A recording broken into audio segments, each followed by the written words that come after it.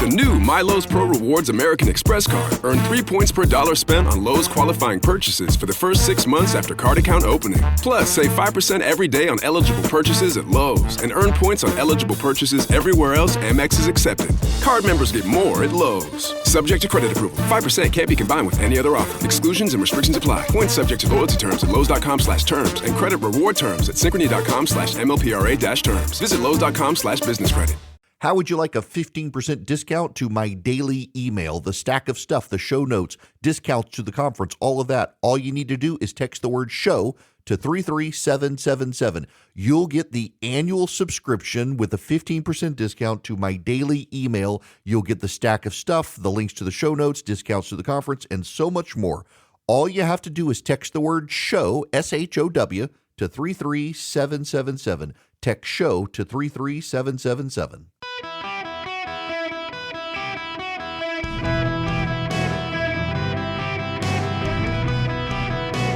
Welcome to the Eric Erickson Show podcast, Hour 1.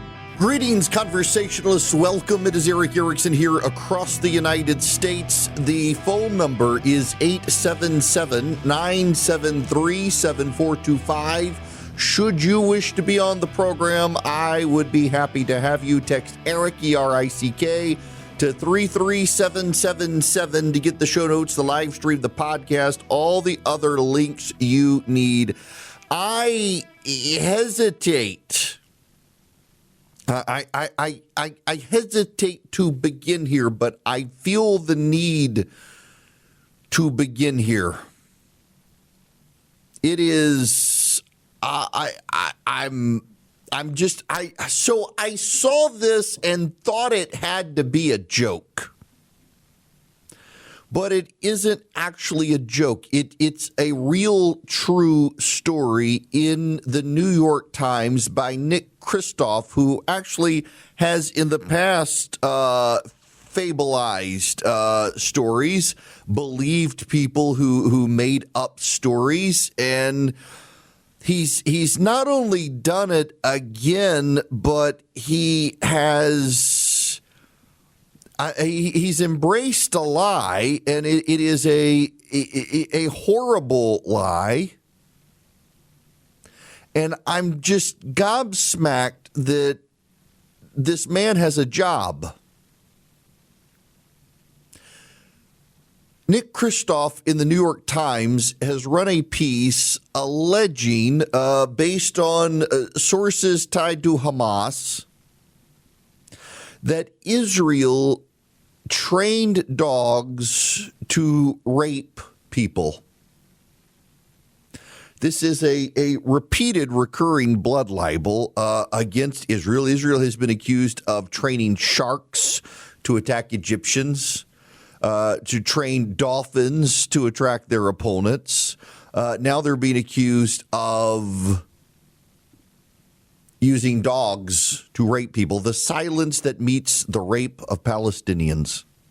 Let me read you this from my friend David Harsanyi, a thread on Nick Kristof's The Silence That Meets the Rape of Palestinians piece, which spreads conspiracy so unhinged, no marginally reputable reporters even touched them.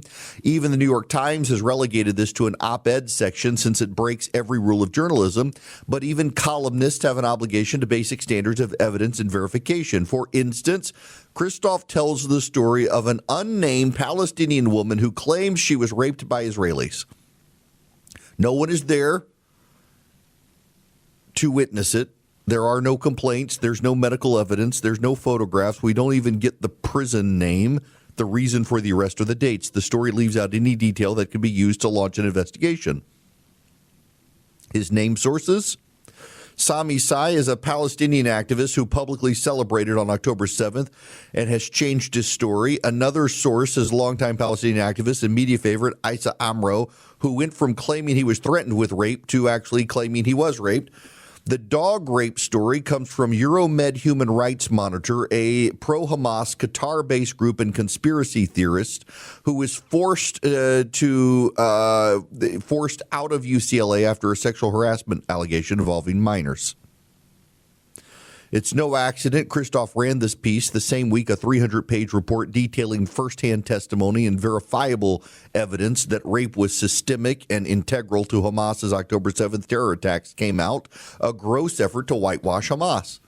That's from David Harsanyi. Let me explain this to you. So Nick Kristof is a prominent writer for the New York Times. He's not just any writer. He's one of the most prominent writers at the New York Times opinion page. He's been there for a long time. He's stepped aside to run for governor of Oregon unsuccessfully and then came back, and he has done a piece profiled on the front page of the New York Times website and on the front page of the print edition, drawing readers' attention to his opinion piece, claiming that Israel used dogs to rape people. He has one person who claims to have been raped by a dog that was trained by Israel. That person has no name, no identifying details, nothing that could tie that person to when they were arrested, why they were arrested, what prison they were placed in, nothing. He then uses additional named people who are documented to be Hamas propagandists to say, well, they heard it too. And this all stems from one particular conspiracy theory website that the United Nations, which is not exactly a pro-Israel institution, has itself rejected, among others, as not credible. And the story came out the day, surprise, surprise, before a 300-page report documenting Hamas's atrocities on October 7th and documenting Hamas's own tragedies or depravity within its own people in Gaza. The report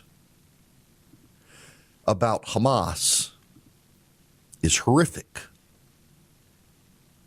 Among the mutilated and butchered bodies of young women slaughtered on October 7th, it was their colorful polished nails that many of the morgue staff remember. Bright, beautiful, shiny pink manicures glistening amid the pervasive gray and green of death are often the only reminder of who these girls had been hours before. But Hamas-led terrorists had not just executed these women, they had deliberately and systematically defiled them, as the most comprehensive account of the atrocities released by the Civil Commission report shows. The terrorists shot their eyes, their faces, and their breasts, and even targeted their most intimate parts to destroy their beauty. Women were stripped, bound, stabbed, shot, burned, executed during and after rape amid an orgy of violence. Heads were decapitated, pelvic bones were shattered. Even after death, sexual assault continued. At Kibbutz Be'eri, nails, sharp objects, and pieces of metal and plastic were embedded in a woman whose body was discovered naked and bound. On another victim, grenades were used. While ordinarily newspapers censor the full horrors of the accounts, today, as hard as it is, over 430 witnesses, survivors, and experts and medical staff ask that you do not look away. For over 2 years, they've given evidence to the Civil Commission, an independent Israeli women's rights non-governmental organization established after October 7th in response to the failure of international institutions to address the sexual violence committed that day. The report shows it was not just women who were degraded as a deliberate tool of terror, humiliation, and control. Men were sexually abused and in one case gang raped. Victims were mutilated, whole body parts cut off and used to create depraved scenes gleefully concocted to traumatize those who discovered them. It's 180 pages. Now, I want to compare and contrast this because this really is the thing that you need to appreciate. It was announced that this report was coming out today about the documented horrors of Hamas on October 7th. They knew the report was coming out.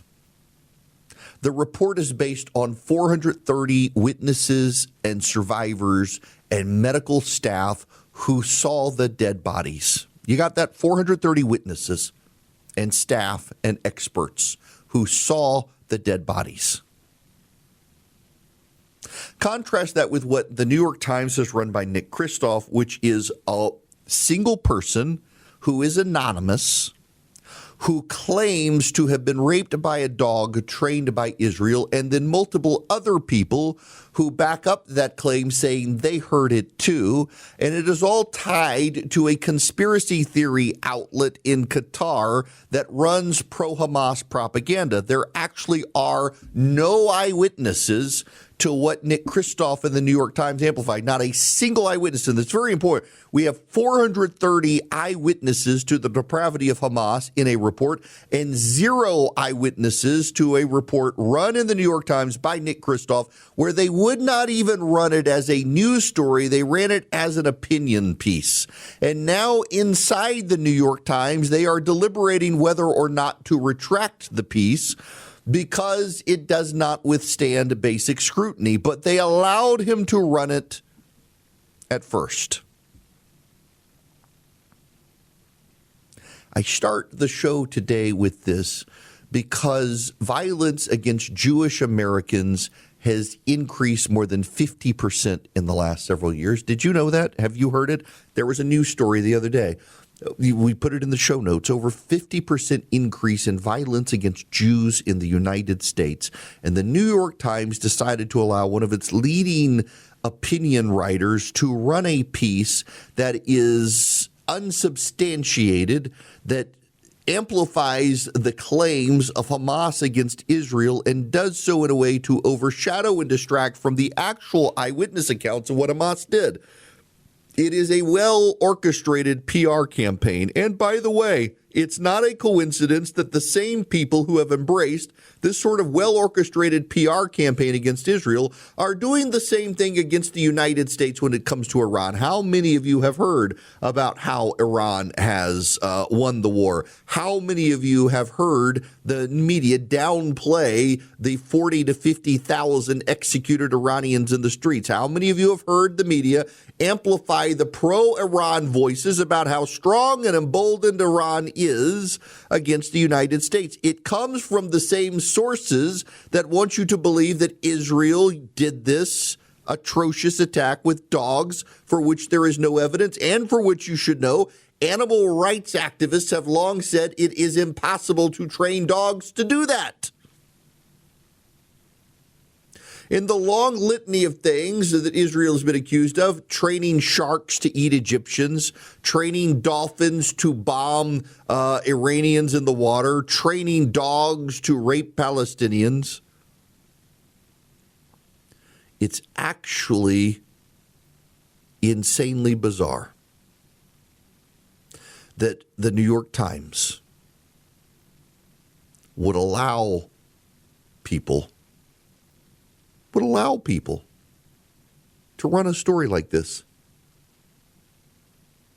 It's a major libel against Israel at a time that there's been a 50% increase in violence against Jews in the United States. And oh, by the way, last night in New York, people showed up outside a synagogue where worshipers were meeting and began fighting people as the Jews came out of synagogue. We live in unhealthy times, and the American press corps seems to be doing everything possible to stir the division. Look at the antagonism in the American press corps over the Supreme Court decisions on redistricting.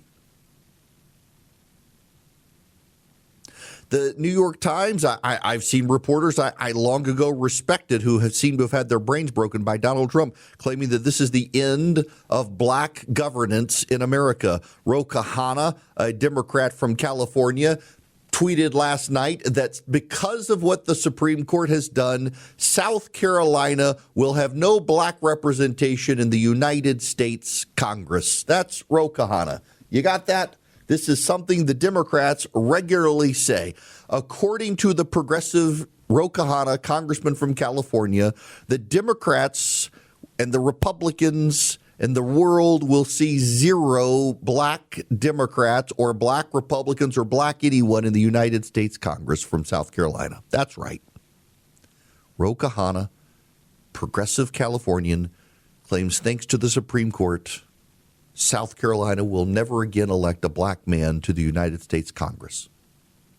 Except South Carolina has a black man in the United States Senate named Tim Scott, who is a Republican. You're at the Clicked the wrong button there. Sorry. South Carolina has a black Republican. His name is Tim Scott. Democrats say because of the redistricting efforts of the Republicans, South Carolina is never going to have a black man in Congress again. And there is one. His name is Tim Scott. He beat Strom Thurmond's son. He won a congressional district, the congressional district in which Fort Sumter exists, as a Republican. Elevated to the United States Senate by the Republican voters of South Carolina, opposed by the Democrats, and the Democrats refuse to recognize Tim Scott's existence so they can perpetuate a mythology to drive violence in the same way the New York Times wants to drive violence against the Jews. And the only way to understand the way the Democrats are choosing to ignore Tim Scott is to understand that for history, Democrats have always and forever only seen black people as 3/5 of a person. Tires matter. They're the only part of your vehicle that touches the road. Tread confidently with new tires from Tire Rack. Whether you're looking for expert recommendations or know exactly what you want, Tire Rack makes it easy. Fast, free shipping, free road hazard protection, convenient installation options, and the best selection of hand-cooked tires. Go to TireRack.com to see their hand-cooked test results, tire ratings, and reviews, and be sure to check out all the special offers. TireRack.com, the way tire buying should be. Hello, America. Welcome. It is Eric Erickson here. And yes, you can be on the program at 877-973-7425. Well, the inflation report is in, and it is not good, and people are furious with the president, blaming the president. Prices consumers pay for a wide range of goods and services, according to CNBC, increased at a faster than expected pace in April as another burst in energy prices raised concerns about inflation. The Consumer Price Index rose to a seasonally adjusted 0.6% for the month, putting the one-year pace at 3.8%, the Bureau of Labor Statistics reported Tuesday. The monthly rate was as forecast, but the annual rate was 1/10 of a percentage point higher than what people were expecting. Excluding food and energy, the core CPI increased 0.4% and 2.8% respectively, keeping inflation well above the Federal Reserve's 2% goal, as the monthly rate was the highest since January 2025. Fed officials consider core a better indicator of long-term inflation, friends. The annual headline inflation rate was the highest since May of 2023. Now, energy prices, which jumped 3.8%, accounted for 40% of the gains. Just so you understand, energy is up high. Food is up 3.5%. Food at home prices increased 0.7%. It's bad economic news out there, and on top of that, inflation went up 3.8%. Wages only went up 3.6%. So your actual take-home pay is going down thanks to inflation. It's eating in, and that, my friends, is not good for the GOP. I'll talk about that when we come back. First, I need to tell you about Vision Computers, because they would love to do business with you. If you're buying a new computer, Vision Computers is where you want to go. Why? Because you get their world-class tech support with it. Comes with the computer. You get a number, you get to call them 15 seconds or less. An actual human being answers the phone and navigates you through all of your computer issues, your questions, your concerns, your problems, your curiosities. They take care of you. They can do this for your business as well. And you don't have to buy a computer from Vision Computers to get this tech support. You actually can just pay for it itself. It's $199 a year per computer. So your company can use Vision as your managed IT solution, and Vision will take care of your employees. And there are no AI chatbots you have to deal with. You deal with actual human beings. It keeps your employees really productive, and your computer's online. Your employees can be great at their jobs, and Vision great at taking care of their computers.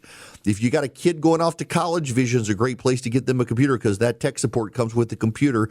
They'll be able to get to college. They'll build them a machine for them, not the one-size-fits-all big box store computer. Reach out to them, 404-COMPUTE or visioncomputers.com.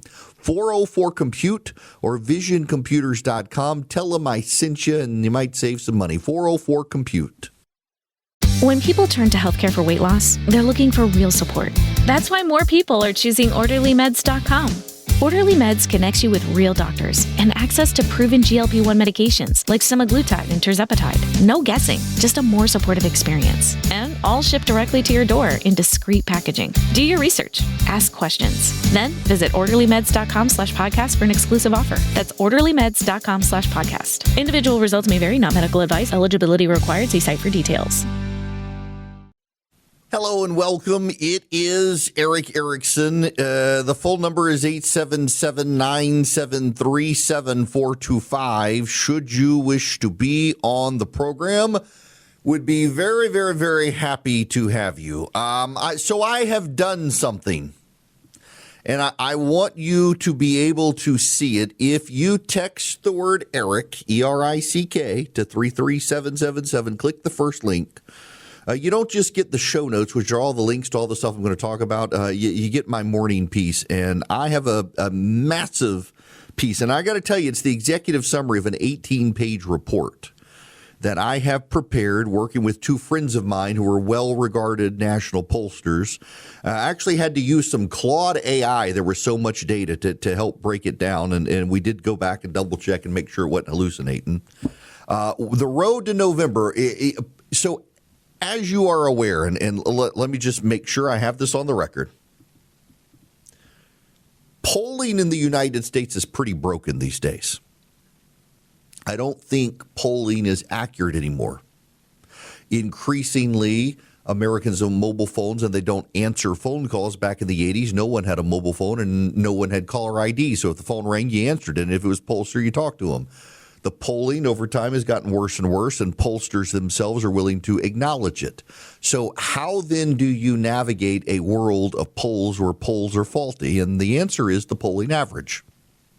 If you do a whole lot of polls and you average them together, you actually get a pretty good snapshot.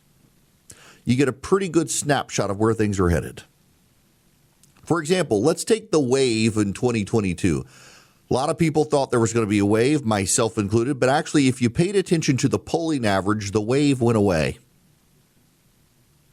By the time you got to November, there was no wave if you paid attention to the polling average. You paid attention to Trafalgar. It was telling Republicans what they wanted to hear, it seemed. Trafalgar, you dismissed the partisan polls like Trafalgar, and, well, it's just not that great anymore. You got to pay attention to the polling averages. Why? Because over time, the averages sort themselves out. So in 2016, the polling average came very close to showing you that Hillary Clinton was going to win the popular vote exactly by the percentage she had. Now, state polling, no one paid attention to it. No one conceived, yet again, within so short a time of 2000 of the Electoral College going one way against the popular vote. 2024, the polling average got Donald Trump was winning the popular vote and winning the Electoral College. 2022 saw that the GOP was going to do well. 2018 saw the Democrats were going to do well. The polling average has done a pretty good job. So some friends of mine and I, for a report I've got to give tonight, took the 7 major polls that are considered accurate. Why? Because they're polls of Americans on the phone. They're not online polls. They target people even by mobile phones. And I'll just read you the very basics, and then we'll get into some of it because there is some good news in it for the GOP. The political environment for the 2026 midterm elections has hardened against the party in power in a way that, by every comparable historic metric, points towards a wave election. This briefing synthesizes the 7 highest quality publicly released polls in the 4 weeks leading up to May 11th, 2026. It's worth noting individual polls have become increasingly unreliable, but the polling averages still tend to capture what happens. The first leading indicator for determining where we're headed is the direction of the country. By a margin of more than 2-1, Americans say things are headed in the wrong direction. Independent voters say wrong direction by 78-18, Hispanics by 70-27. 64% of adults describe the current moment as a significant turning point in American history, and the pessimism cuts across age, income, region, and ideology and is found in every group except for the president's self-described MAGA base. Trump's job approval clusters at between 34 to 40%, with disapproval between 56 and 64%, roughly a 20-point gap. The Pew reading is the most carefully sampled and produced the most damning number for the president. 34 approve, 64 disapprove, a 13-point drop in approval, and a 13-point rise in disapproval since the beginning of the second term. The cost of living and inflation are the most salient concerns, named the top issue by 40% of likely voters.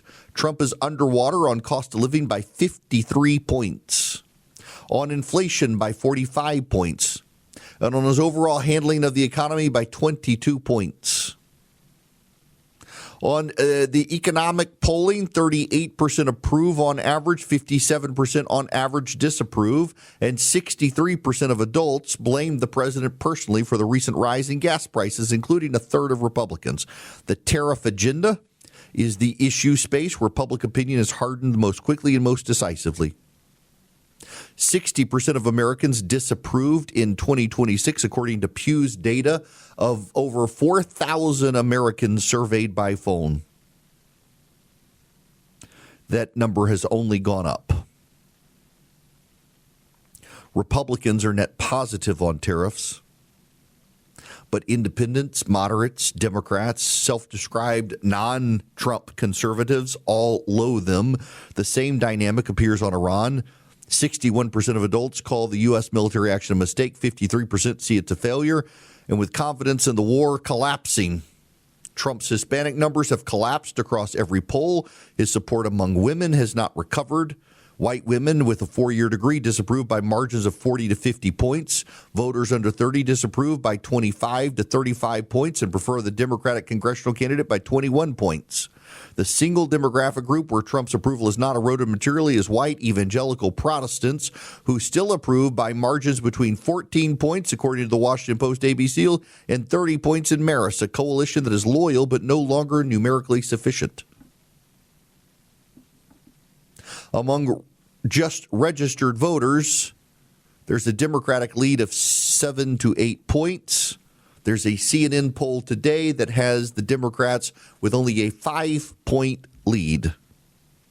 The problem for the Democrats is the silver lining for Republicans. As much as people dislike the president, they still really hate the Democrats. If you take the polling and the average of the polls together in the congressional ballot, the Democrats lead by about 6 points. They need to lead by 4 points to have a meaningful impact given redistricting. With 6 points, they could pick up 20 seats, and that's a bare majority of the House of Representatives with 20 seats, and that's the other good news for the Republicans. Additionally, the Democrats have picked some pretty terrible candidates in some swingy districts that are going to alienate voters. They got some crazy, wackadoo anti-Semites and conspiracy theorists running. Now, I want to play you this clip from Harry Hinton from this morning. But I think this poll serves as a big-time reality check for Democrats, and that is, it ain't over yet, especially with the redistricting when we look ahead to the 2026 race for Congress. You would have thought that the Democrats' lead would expand on the generic congressional ballot. It didn't happen. Look, in March, Democrats were up by 6 points. Look at this now.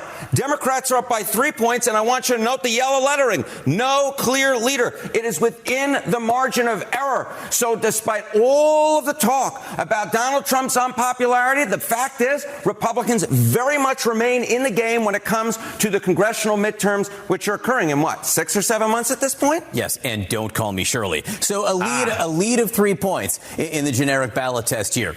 Does that get the job done? No, it might not actually get the job done. And I love any reference to Airplane, I will say, and Leslie Nielsen. Look at this. Okay, take a look here. Democrats in the National House vote margin. According to my estimate, what they need for control with redistricting in terms of the national popular vote is somewhere of a win between 3 and 4 points. What's CNN's current poll with no clear leader? It's a 3-point advantage. If this were, in fact, the actual result come Election Day, the race for Congress, the race for the House, would be basically a toss-up. And that is why the redistricting efforts that have been happening are so important. Because before the redistricting happened, Democrats essentially just needed to win the National House popular vote in order to win control of the House of Representatives. But now, with the redistricting, their ladder, they have to climb ever higher. And a 3-point win may very well not do it. This is well within the realm of possibilities. It could be Democrats take back the House. You know, if Democrats outperform the CNN poll by a few points, they take it back. But they could underperform reform as well, and now it would be big-time trouble. As I said at the start here, this game is most certainly not over. Republicans very much in the race for the House of Representatives. They're in. That is the good news. Democrats are not liked. Republicans do have a redistricting advantage. And by the way, that's driving the Democrats insane. That clip we put in the show notes today. If you want to see it, text Eric to 33777. The Democrats are coming unhinged. We're going to spend a lot of time in the next hour with just how bad the Democrats are. I've got friends of mine for the first time in a while who are emailing saying we're going to head towards a civil war in the next 10 years. The Democrats are coming that unglued. Progressives are coming so unhinged. They're embracing violence. The reality here is the Republicans are having a good run of it at the House level because of redistricting. The problem for the GOP is that they're being blamed now, not just Trump, for the economy. The president himself is loathed by the American public as a whole these days. And you do need to know that even if you love him, your neighbors don't so much. The upside for the president and the GOP, and this is the thing that the Democrats have the hardest time wrapping their brain around. People really don't like the president of the United States right now, but they really positively despise the Democrats. It is possible to hate two things and hate one of them more than the other. I hate broccoli. But I'll eat broccoli because I positively hate kale. And given the choice between the two, I'd rather the broccoli than the kale. I do not like kale at all. It does not taste good to me. I don't like to chew it. I'd rather have broccoli. I don't like either one, but I really hate the kale. Given the choice between in the American public, they don't like Donald Trump, but they really hate the Democrats. Now, the problem for Republicans here is the stay home vote. These are the people who hate both parties right now, and they really don't like Donald Trump, but they hate the Democrats so much they don't want to vote for him, and they just stay home. That's happening in Georgia. In Georgia, Republicans are on the verge of losing the Georgia Supreme Court because Republicans are not turning out. Democratic advantages have gone back up. They're about 10 points ahead in early voted in Georgia. By the way, someone told me if you don't want to vote Republican or Democrat in Georgia, you can ask for a nonpartisan ballot and just go vote for the judges. You skip all the nonsense for both parties and just go vote for the judges. Get the nonpartisan ballot. In Georgia, the Supreme Court is decided in the primary. That's the general election. And so you can do a Democratic ballot, a Republican ballot, or a nonpartisan ballot. And the Democrats, Barack Obama is campaigning for these left-wing judges.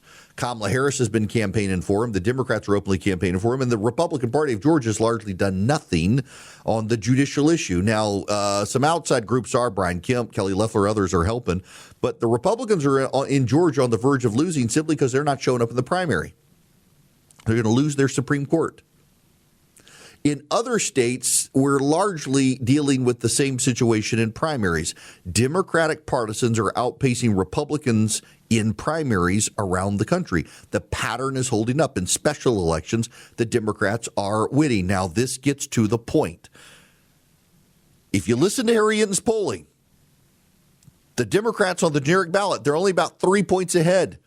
But among people who are actually going to go vote, Democratic partisans are so much more fired up than Republicans. That's what's making Republicans nervous. Republicans have no incentive to turn out. Republicans are nursing grievances over the 2020 election. Here in Georgia, I just saw a Senate committee's decided to round up Stacey Abrams and inquire about campaign finance. So she's not even on the ballot. The Republicans are doing very good, whipping their partisans into a frenzy over old grievances, and they have no message for the future. How are we going to change things? It's real hard when you're the incumbent party to say, here's how the future is going to be different. And in places around the country, Republicans are giving up on this. And the Democrats are really fired up to go vote. It's the stay-home vote that the Republicans have to find a way to mobilize. If the Republicans can mobilize the people who would otherwise sit it out, they have a chance to neutralize Democratic advantages. But if Republicans can't get those people off the couch, they're going to lose. And I would tell Republicans, your message to get people off the couch is not about the 2020 election. It's not about what Democrats did in a prior election. It's not about any of that stuff. It's about the future. And you can paint a picture of what the future would be like with the Democrats because they're so insane right now and they've embraced so many kooky theories. There's a way for you to mobilize voters who do not like you but would be scared to death of the Democrats. Fear is a mobilizing option. It's what the Democrats have been doing. Republicans are going to have to try it and point out just how insane things would be if the Democrats were in charge. Everyone knows winter is the real mess maker. You don't need WeatherTech floor liners for summer, unless you hit the beach and half the beach ends up back in your car, or the campsite dirt ends up in your trunk. Then you'd want a cargo liner. Or a road trip goes sideways, lemonade spills, ketchup goes rogue, ice cream drips. Yeah, you'd be pretty happy about those WeatherTech seat protectors. So just to be clear as the mud you're inevitably going to step in this summer, you don't need WeatherTech. Unless you plan on doing summer. Visit WeatherTech.com today.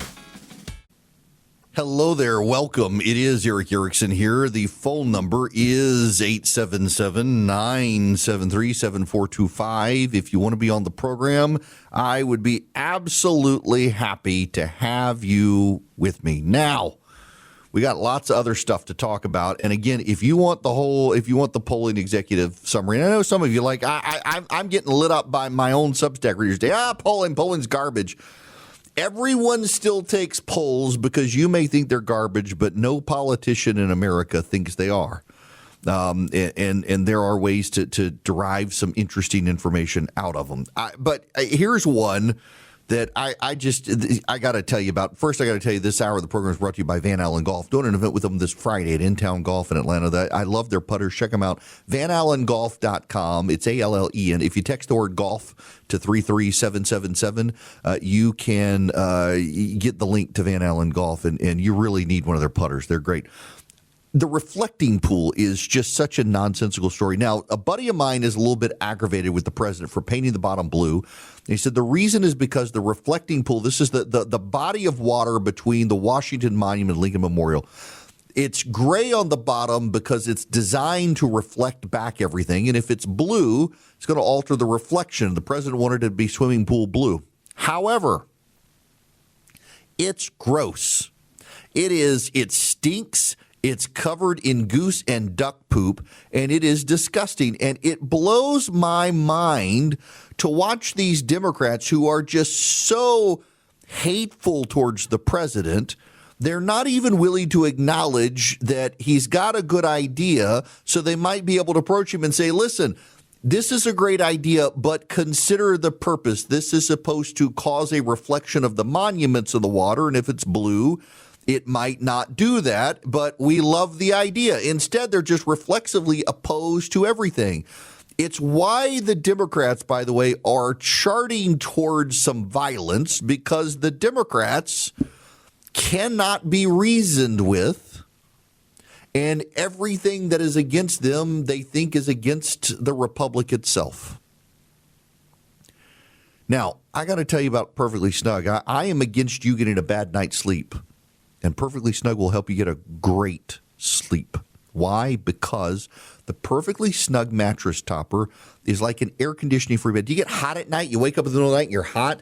This thing can cool you down. Do you wake up in the middle of the night and you're cold? It can warm you up. It's got 2 zones. You and your spouse can have separate zones. And it just genuinely works. I have loved mine. In fact, I was a customer before I was an advertiser, and I loved it so much. Just like, guys, I got a radio show. I'd love to tell people about this product. And they said, let's give it a try. If you go to perfectlysnug.com/Eric, you can save $280. It is an air conditioner free bed. It's so quiet. It uses fans in the base of it. You plug it in. It's got Wi-Fi. You control it with your phone. It can adjust automatically overnight. You can watch your fitted sheet on top of it and inflate, but you never hear it. It's super quiet. Perfectlysnug.com/Eric is the website you want to go to. Perfectlysnug.com/Eric. Let Perfectly Snug help you have a great night's sleep. Perfectlysnug.com/Eric.